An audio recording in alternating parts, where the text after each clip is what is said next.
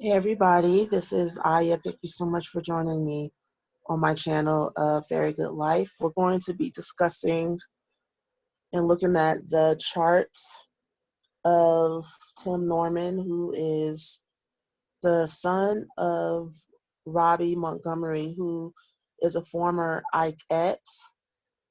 She owns Sweetie Pies, a chain of restaurants that originated in St. Louis, Missouri.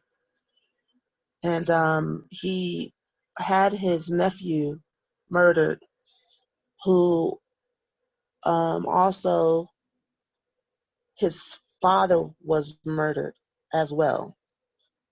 He didn't know his father, so his grandmother took him in um, and helped him graduate from high school and tried to give him a better life.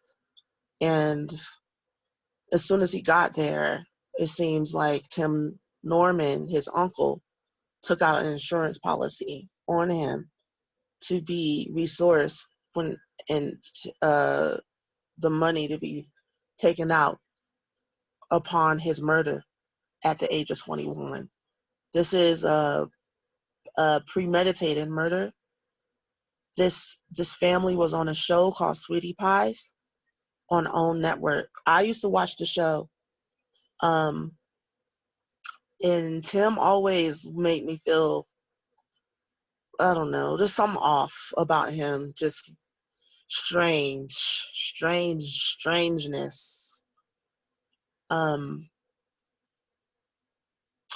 I looked at his chart because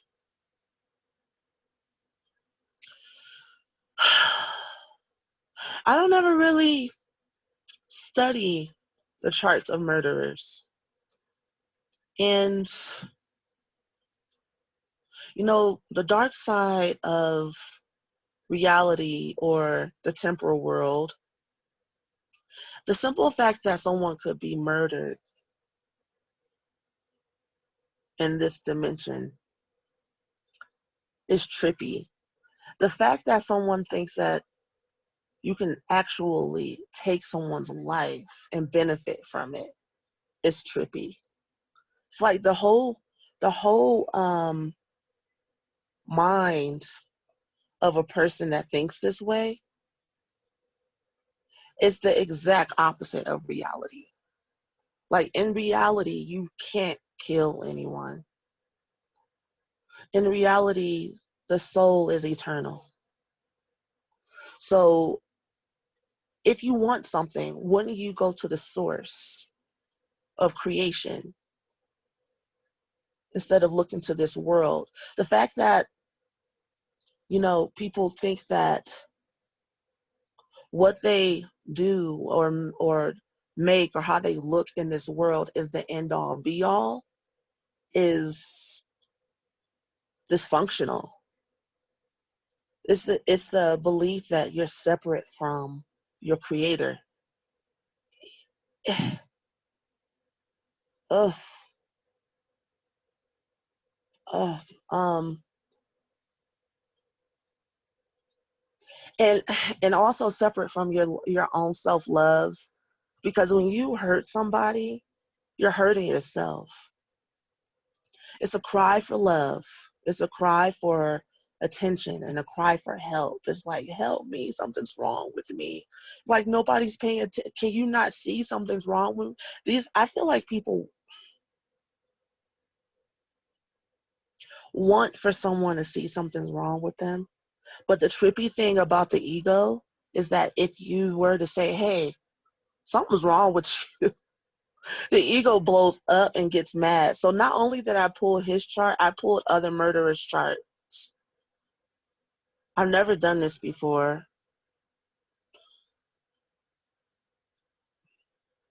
But this is the angle that I decided to take. Besides using mediumship or pulling cards or whatever, this is a sad story, but it's a lesson for humanity. It's a lesson. Okay, I'm going to say some things that may piss people off or get people in their feelings, but I'm just reading his chart, okay? Like I would read anyone else's chart. And I'm not saying that astrology, if someone could have the same exact chart as him and not be this person, just to let you know. And that's why people get maybe mad or frustrated with astrologers, because it's like you can predict stuff only after it happens.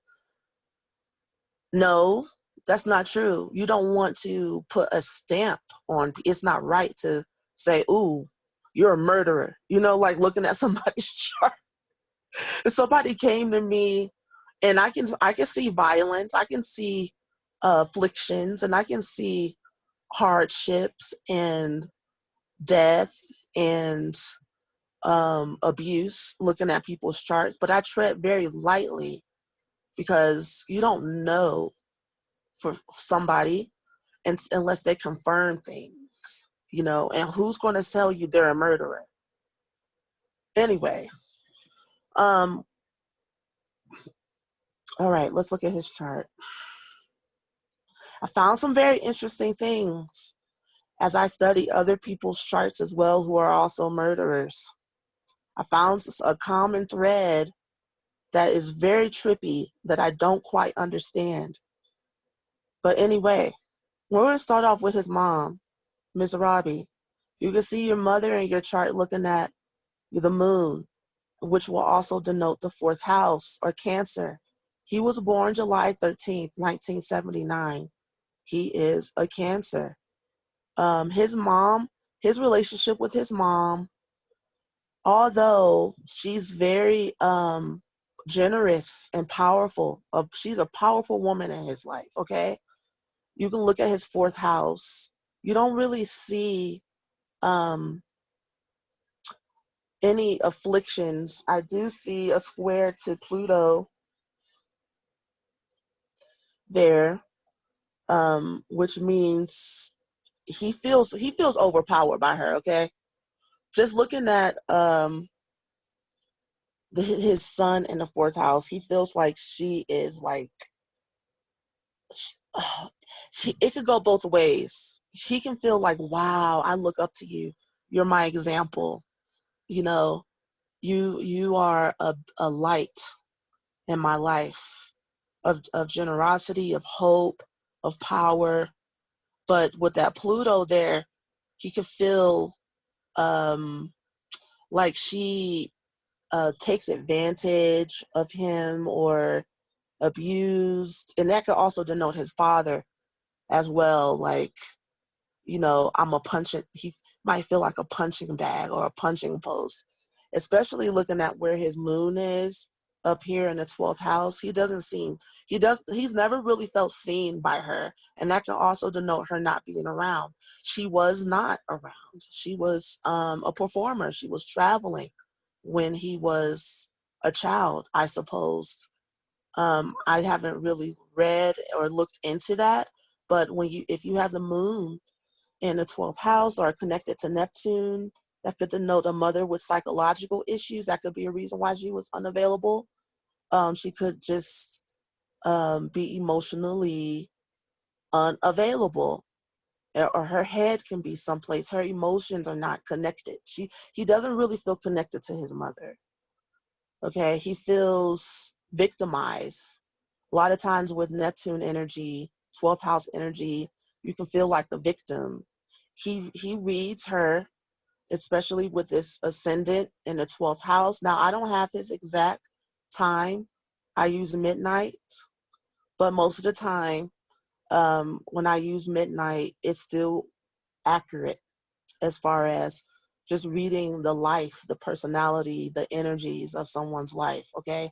He reads his mother like she's a narcissist. His relationship with her is like he feels abused. He feels unseen, unheard, uncared for. And his mom, I see with a moon in Pisces, she could possibly and most likely feels like she has to make up for that, make up for lost time. And so even though he was in prison for 10 years, for armed robbery. And when he got out, she put him in a position to handle her business. This is all because of guilt. It's not because she feels like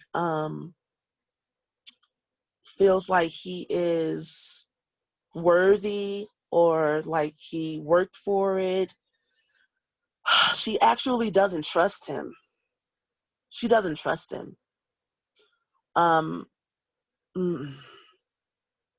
And you can also look at where your Uranus is, which is going to be a big connection to what I see in other people's charts who are killers, murderers as well. That their relationship is, their emotional bond is afflicted as hell. It's like, they're at odds with each other. They're like constantly stepping on each other's toes. There's no harmony. And his mom once she tries really hard to create harmony, but there's always something wrong, always something off. She just can't really seem to get through to him. I don't feel like I'm saying the right words with this Uranus energy, but it's always something. It's like always an affliction, always something to correct, always something to fix with that Uranus and Scorpio.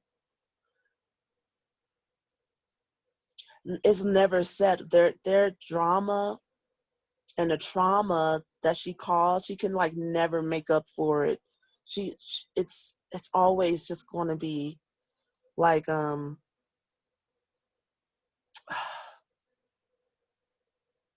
disconnect, a disconnection. Here with Neptune and Sagittarius, you see, and it's in the 9th house, a God complex. That could denote either somebody who has a higher mind, a connection with God, that you need to make sure if he was healthy, he would have to look out for having a God complex. Like, I am the leader, follow me. I'm a guru. I'm the cult leader, And as you can see, he has led a lot of people astray, making promises, promising people money, making himself out to be something he's not. He wants to be big, huge. In his mind, he is, anyway. But he has a string behind him of empty promises. And so he felt like in order to keep up this image within himself, see, he thinks he needs other people. He thinks other people are looking to him to be this person, but he is the one that is projecting this energy out into the world, that he's this big shot, bigger than a big shot. I am the man. I am the God. I am God. That's what I read. What do you guys read from that? Also, looking at where his Pluto is, he feels so victimized in his relationships. He is very cruel to people that he's in relationships with. He takes out all his childhood issues that he really wants to take out mostly on Miss Robbie, but he takes it out on women with that Pluto and Libra. He takes out all his mama issues that he has with his mom in his relationships, and he causes the people that he's in relationship with to suffer. If you don't agree with him, if you don't think like him, if you don't see him as God, then he's going to get you. He is going to attack you. He is going to take revenge out on you. He feels entitled to love. Love isn't something to be shared or that he's responsible for. Wherever you have Pluto and Scorpio energy, in this lifetime, you have to learn to take responsibility for your end of the bargain, and not just, just because you've been abused or hurt, abandoned or mistreated doesn't mean that you're not responsible for how you treat other people. This man doesn't take responsibility for his end of the bargain. Okay? Also, looking at where his Mars is in the second house, fast money. He wants it now. He wants money now.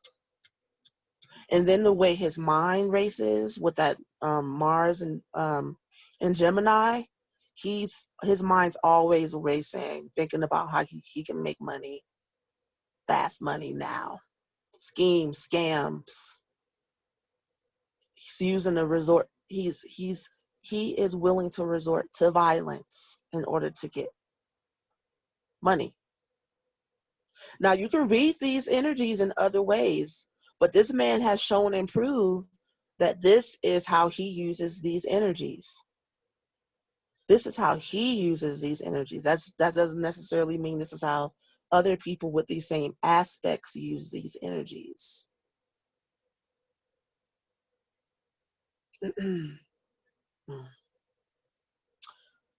Also, with that Chiron and Taurus, he doesn't feel very valued as a person. He's supposed to learn how to value himself.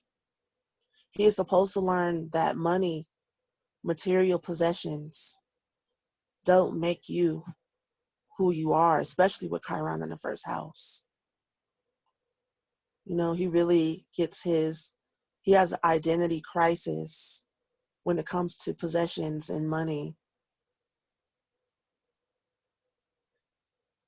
And honestly, he's trying to keep up with like his mom, his family. He feels like his image is connected to his outward appearance. It's fucked him up.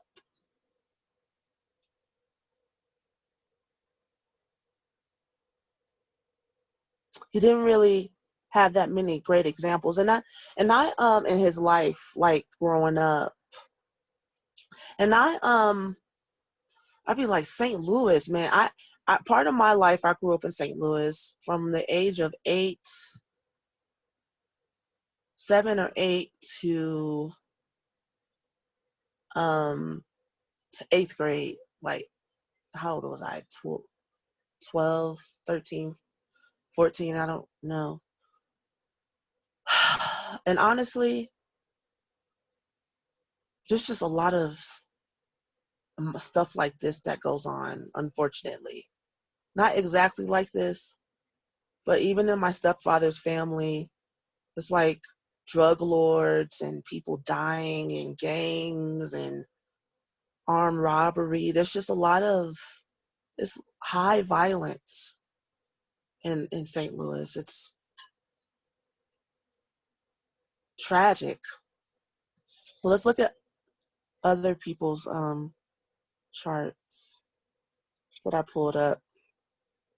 If you guys want to do your own research, I use astro.com, and I just put killer in the search, okay? And it pulled up charts. You can put murderer, killer, whatever you want to look up. So this person, I was telling you guys about this Uranus connection, and I keep seeing this connection.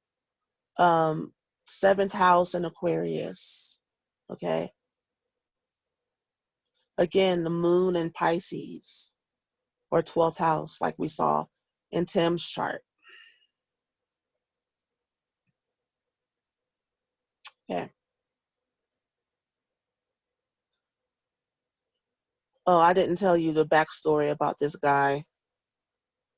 Let me see.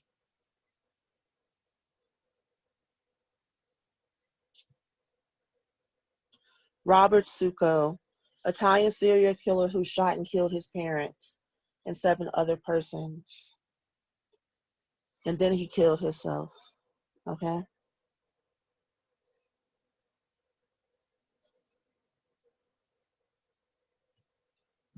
Now, I didn't try to find these patterns. I just pull up these charts, and this is what has come up. Again, Aquarius in the 7th house. This time, Pisces in the 9th house, afflicting the mind, mental afflictions. What do you guys think? Neptune and Libra. What are you guys thinking?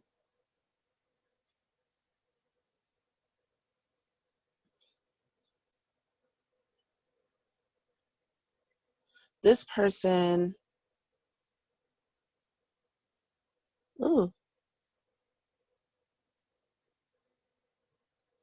Dennis L. Radar.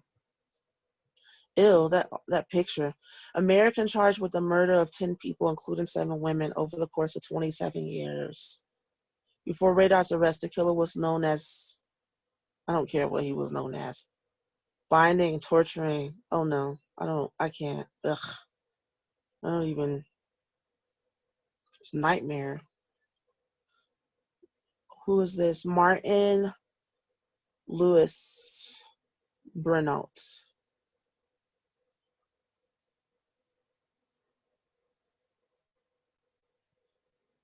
Uranus in the 7th house. What the hell is up with that, guys? What is up with that? I thought I was going to see a lot of 8th house stuff. I mean, he has 8th house stuff, but I didn't necessarily see that as a common thread.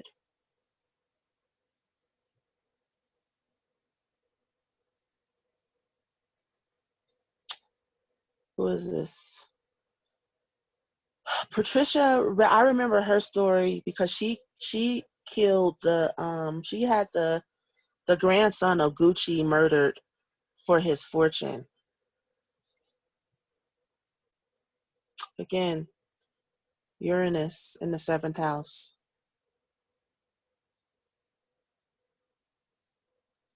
The hell? That makes my stomach hurt a little bit. Whew.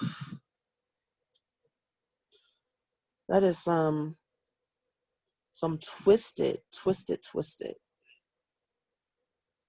This person's pattern is a little bit different. They have Venus in Aquarius, which is the same thing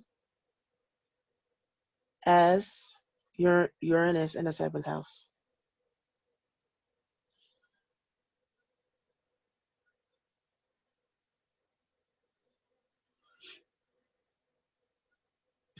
Any other patterns you guys see? Again, Moon in the 12th house. Anything else?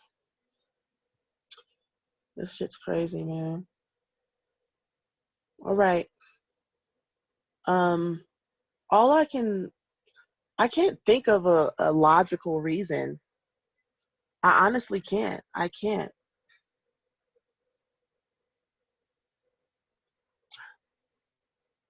I don't think there is one. You get your cards in your life depending upon the lessons of past lives, your development. They say all the world's a stage, right? And so when people do things on a grand stage like this, it has to be taken as a lesson for us. What's the lesson?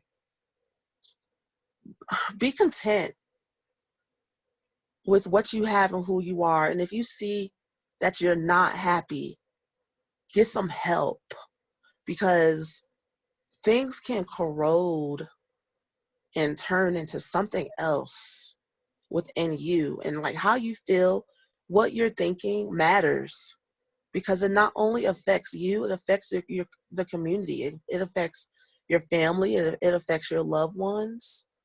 Life is just not all about you. Life ain't all about me, you know? And so we got to take care of ourselves and take care of each other. And for Miss Robbie and her lesson, let me see if I can look up her chart. Robbie Montgomery. I bet you I can't find her chart. Natal chart.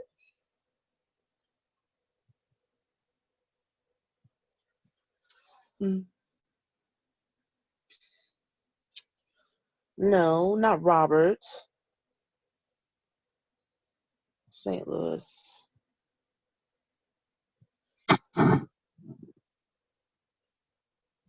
Ugh, just his face. Woof. Ugh. She was born June 16th, 1940. They are not far apart in the date of birthday. Let's see. I keep seeing this Rob Montgomery. All right, I'm gonna have to put it in myself. No problem. I wonder where she was born though. I don't know.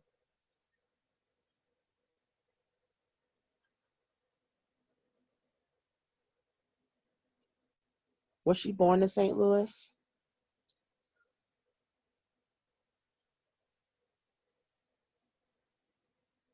She was born in St. Louis.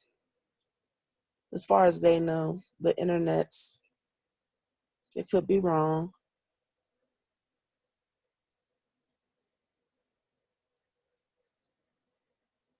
Okay, let's see here.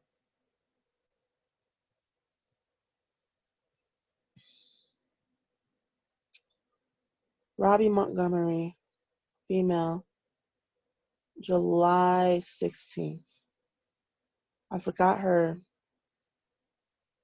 I didn't really memorize that part.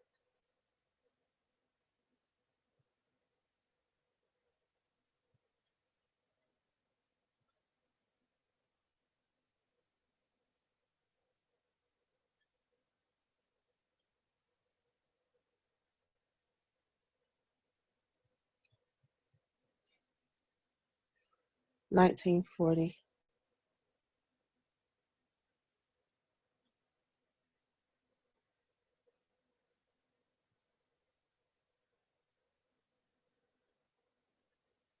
You guys hear my heater in the background? It's cold in Peru at night. I'll be up, man. I don't be getting no sleep. I got to figure out how to get myself sleep. Midnight. St. Louis.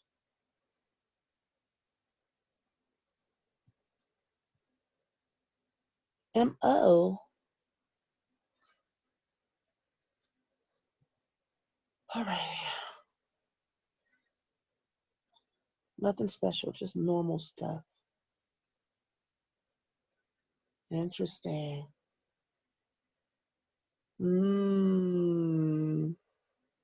Miss Robbie.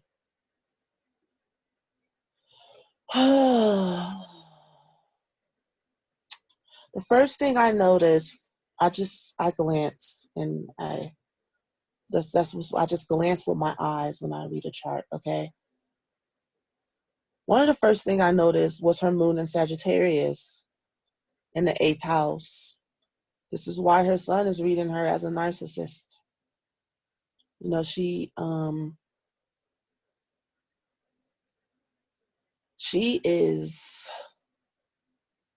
feels comfortable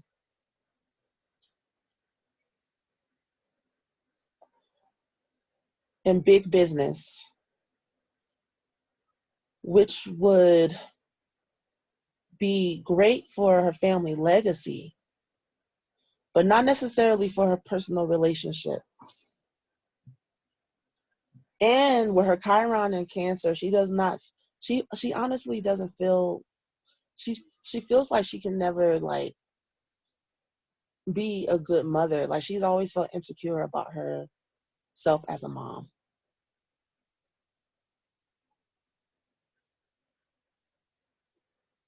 Like, she's never felt comfortable in her own skin as a nurturer. And that denotes issues with her own mom.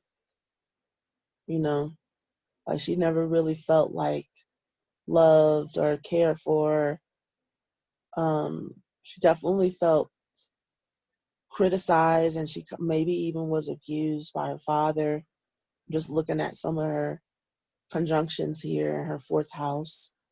And her home life was pretty, I would say violent, but when she experienced as a child,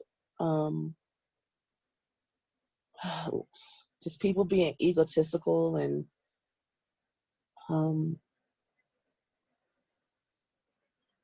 not allowing her to express herself. It's like her self-expression got mixed up in other people's. It's like a loud house. You know, so I can see her trying to make up for not feeling like she's a good mother, and her wanting to be a good mother. Like, part of her lessons this lifetime is to be a mother figure for people, and she is. She accomplished that. But the affliction is that you might be a mother figure for the world on a world stage, but not necessarily for your own children. You might have messed up. You might mess up with your own children. Her fifth house is empty. I was like wanting to see what her fifth house looked like,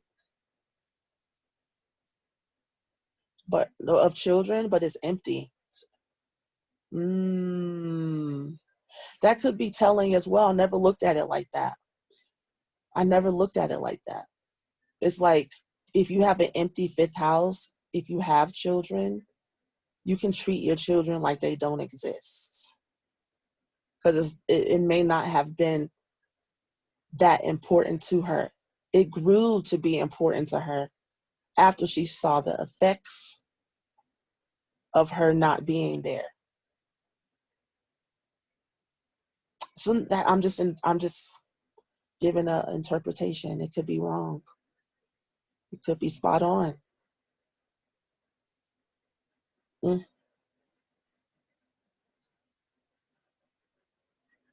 When you have a lot of planets and stuff in your first house, especially big planets, a big personality, it could denote fame.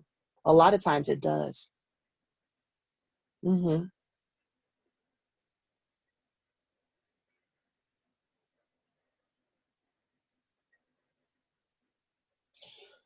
Okay.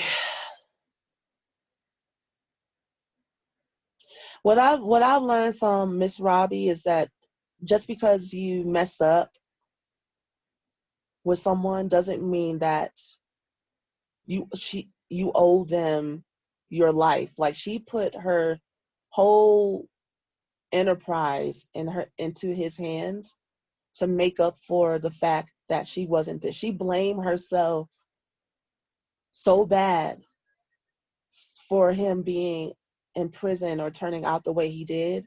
She entrusted him with her life. Mm-mm-mm. And I'm not a mother. Like, I don't have children of my own, but I can only imagine feeling like you ruined your child and that you have to make it up to them and handing them the keys to the kingdom just so that, you know, you can prove to them that you love them. But apparently that wasn't the right thing to do or the right way to handle things. He needed to go to therapy.